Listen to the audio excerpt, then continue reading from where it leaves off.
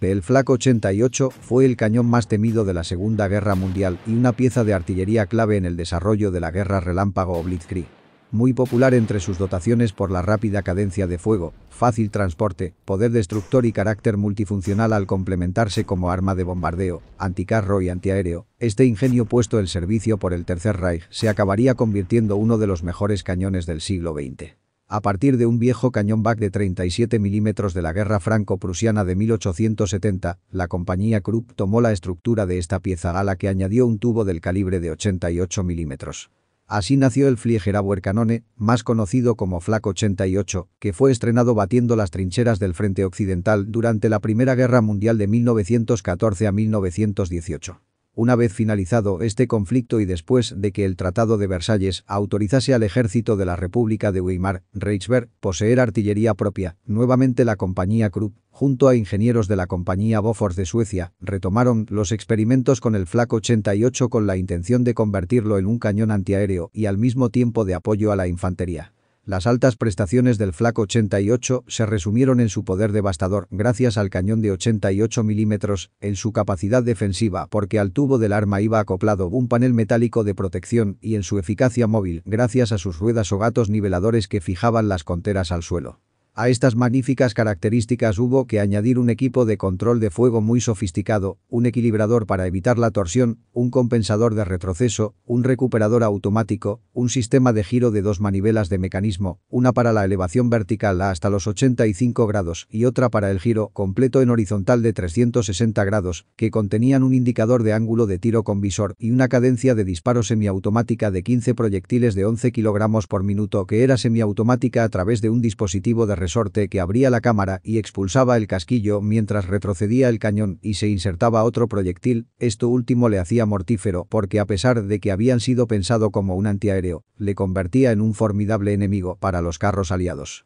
Respecto a la dotación de 6 hombres, las funciones de sus miembros se repartieron del siguiente modo. El oficial al mando de una batería compuesta por uno o más cañones, el suboficial que dirigía un solo cañón y calculaba la distancia del objetivo con instrumentos de mira óptica o un telémetro, 2 artilleros a cada lado que servían la munición facilitando con rapidez los proyectiles, el artillero disparador que se encargaba de colocar el proyectil en la recámara para cerrarla y luego disparar cuando recibía la orden. Y por último el artillero que controlaba las manivelas de giro y elevación del arma mirando a través del visor de fuego. La mayor parte de los cañones de 88 milímetros fueron agrupados en baterías de 4 piezas de artillería que eran transportados a través de remolques en camiones o bien a bordo de vehículos rodados y convoyes ferroviarios. Algunos otros fueron adaptados para acoplarse a una semioruga Anomag, a trenes blindados de tipo Panzerzuge o bien a vehículos de asalto. No obstante, uno de los mayores logros industriales del Flak 88 fue cuando el cañón de 88 milímetros se introdujo a los tanques Panther, Tiger y Kintiger que tantos éxitos aportaron a las fuerzas del eje durante la Segunda Guerra Mundial.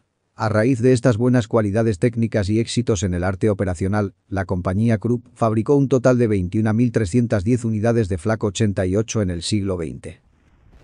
Al comenzar la Segunda Guerra Mundial en septiembre de 1939 con la invasión de Alemania a Polonia, los cañones Flak 88 se distinguieron barriendo de las llanuras al ejército polaco, exactamente igual que durante la campaña de Noruega tras derribar a un gran número de aviones enemigos sobre los fiordos, o en la guerra relámpago Blitzkrieg de 1940 sobre Holanda, Bélgica y Francia en que estas piezas de artillería contribuyeron a ganar la iniciativa sobre tierra. De igual manera, en la Operación Barbarroja de 1941 contra la Unión Soviética, los Flak 88 se impusieron con claridad sobre el Ejército Rojo porque a campo abierto causaron la destrucción de cientos de tanques T-34 y KV-1. El norte de África fue el gran escenario del Flak 88 al servicio del Afrika Korps, porque el general Erwin Rommel comprendió el potencial de esta arma, desarrollando una táctica consistente en levantar pantallas de arena que atrajesen al enemigo hasta una serie de emplazamientos de estas piezas de artillería ocultas en línea, con lo que a continuación se procedería a su total aniquilación.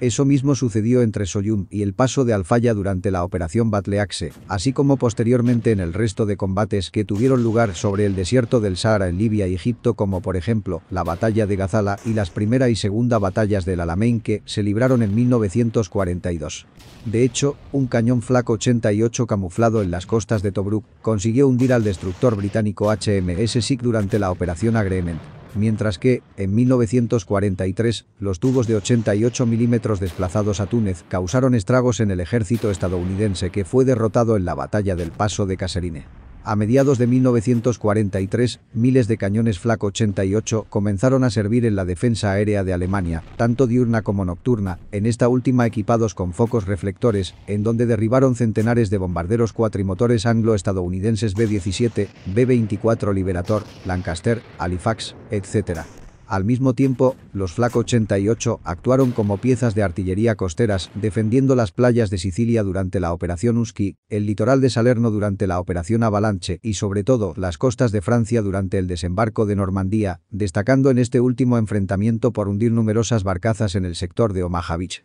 Precisamente en la campaña de los arbustos y setos normandos de los Bocajes, los Flak 88 ocultos entre la maleza sembraron miles de bajas a los aliados, como por ejemplo hizo una batería de 4 cañones de 88 milímetros que el 18 de julio de 1944 destruyó, en 7 minutos a un total de 16 tanques británicos a las afueras del pueblo de Cani. Otros usuarios del Flak 88 fueron esencialmente los países del eje en Europa como Finlandia que dispuso de 90 unidades con las que defendió Karelia durante la guerra contra la URSS. Italia que contó con algunas piezas en la campaña del norte de África o Hungría que compró unas cuantas para defender su capital durante la batalla de Budapest. Incluso los aliados también adquirieron el Flak 88 como por ejemplo Grecia que con 24 ejemplares defendió el espacio aéreo del Epiro y la frontera con Albania dentro del marco de la guerra greco-italiana. A finales de 1944, los Flak 88 apoyaron la última ofensiva del ejército alemán durante la batalla de las Ardenas, distinguiéndose por reducir a escombros los pueblos de Bastogne y Saint-Vith, en cuyas calles provocaron bajas muy elevadas a los soldados del ejército estadounidense.